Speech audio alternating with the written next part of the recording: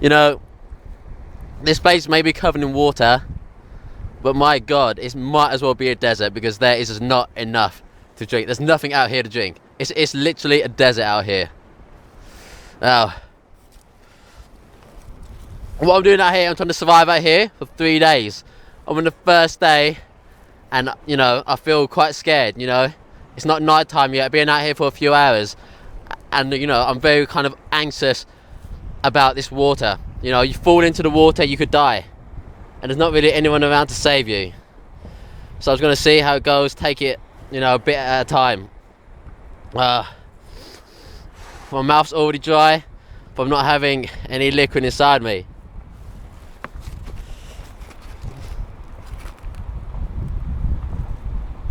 Okay, so basically I'm in the sea, in the English Channel.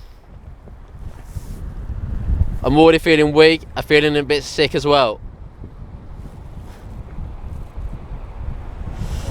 So my plan out here is to try to survive.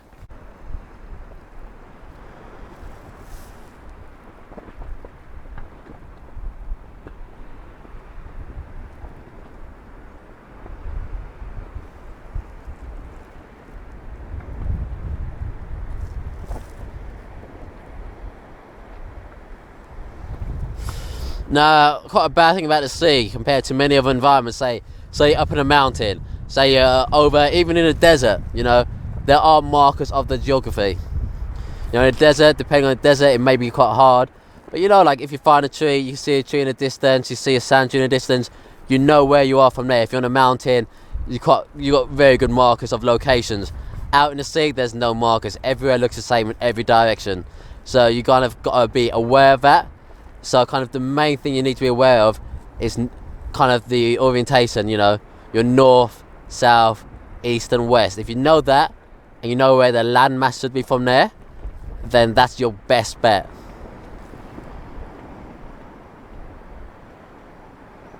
Like, it's literally hopeless to try to fight, you know, the sea. You know, the tide's going in and out, you can't fight it.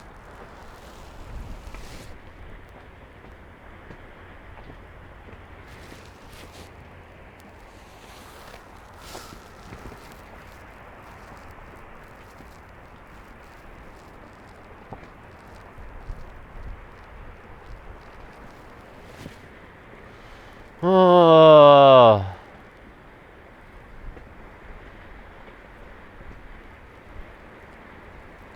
Oh, it's like a yawn and a moan of pain.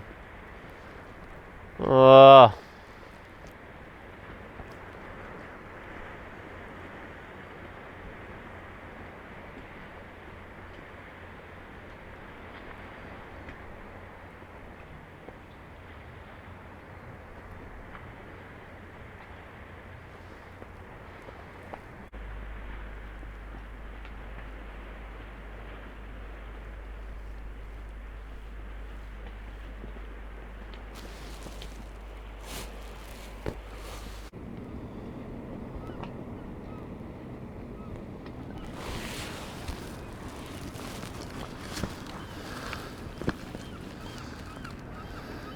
Very, very cold.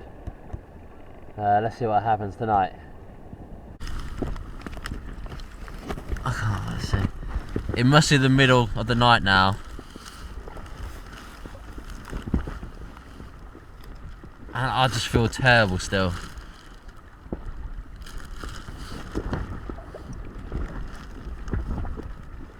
It must be the middle of the night and I still feel terrible. It's not so bad when you're just lying down, but then once you start trying to film stuff with a camera, that's when it starts to kind of kick back in the seasickness. What I've tried to do is stay quite central in the dinghy, and that'll kind of minimise how much movement there is, because most of the movement is all around the edges, but that does make a difference on a dinghy this small.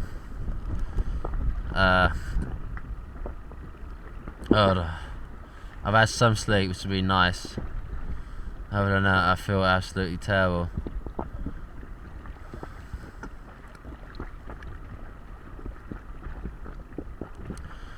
temperature has taken a turn for the worse as well.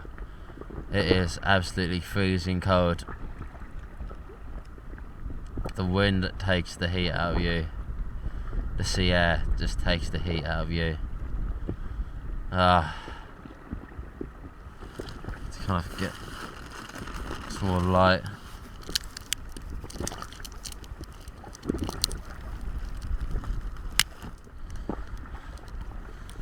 Use these glow sticks to get me.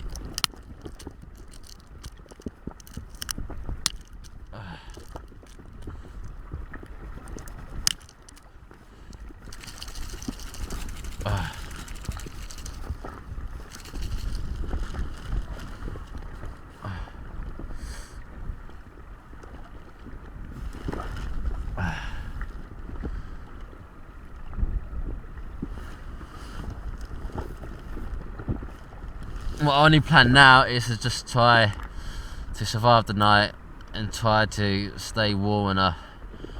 I'm absolutely soaking wet.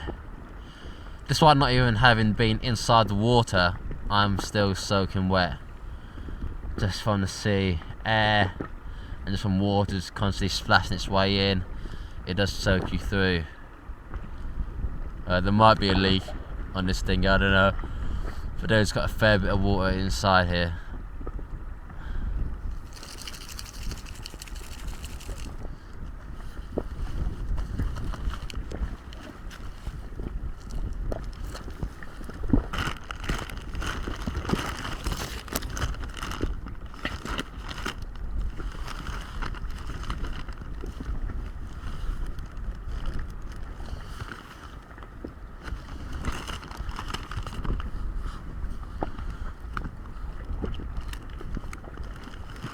I'm very concerned.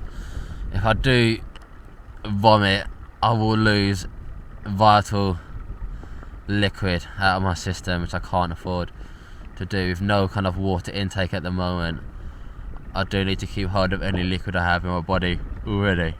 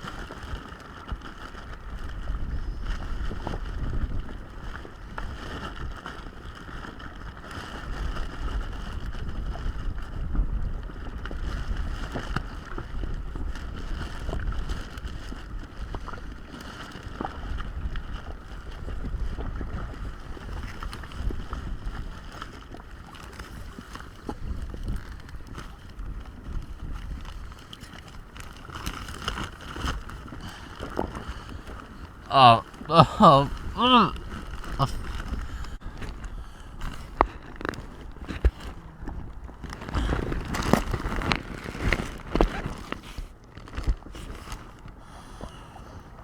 God.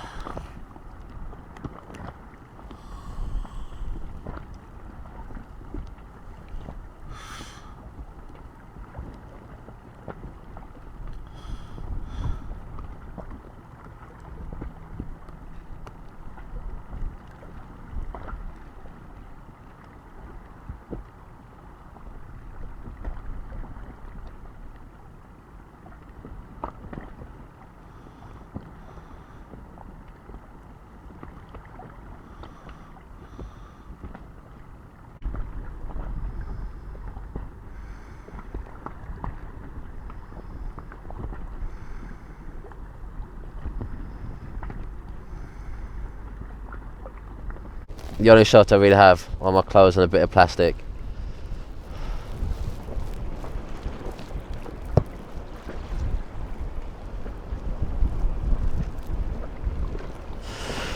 You know, my heat loss areas, or my heat loss zones, really at the moment are like my feet and my face. So a lot of my heat is just dissipate. Oh, sorry, it's getting cold. Dissipating from, and it is absolutely freezing out here.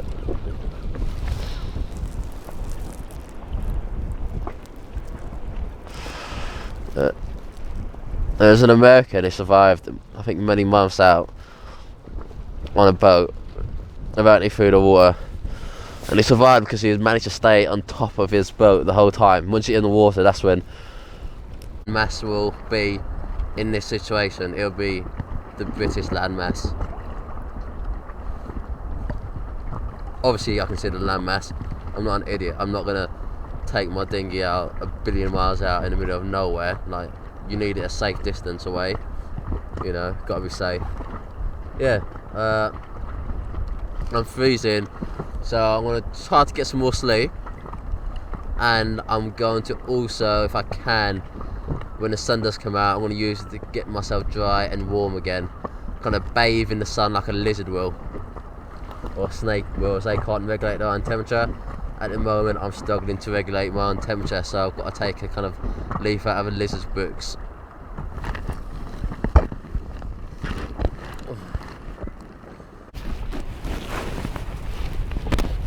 It's less salty than seawater, which means that more water is used to get rid of the seawater than the seawater you're drinking. This causes dehydration and kidney failure. Some people say that it's possible to drink up to about 32 ounces of seawater a day, but I don't know. It may do harm to you, and it may do damage to your kidneys.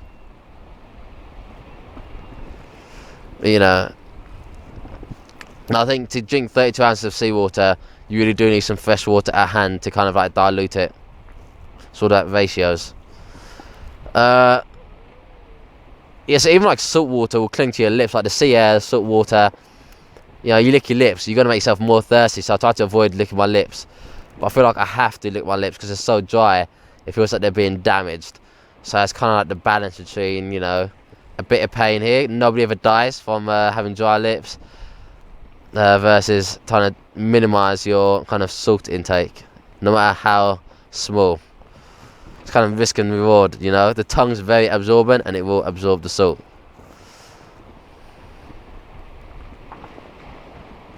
You know, salt in blood is, I think, 0.9%. Seawater is 2.1%. So you can see the big difference there. It's like almost double the amount of salt in seawater than there is in your own blood. Also, drinking urine, don't drink it. It's salty. It's not worth it. You know, it's got, you know, you're just ingesting salt from your kidneys. It's reingesting salt that your kidney has been trying to eliminate. So it's best not to drink seawater. No. You shouldn't drink your urine either, because really what you're doing is re-inject.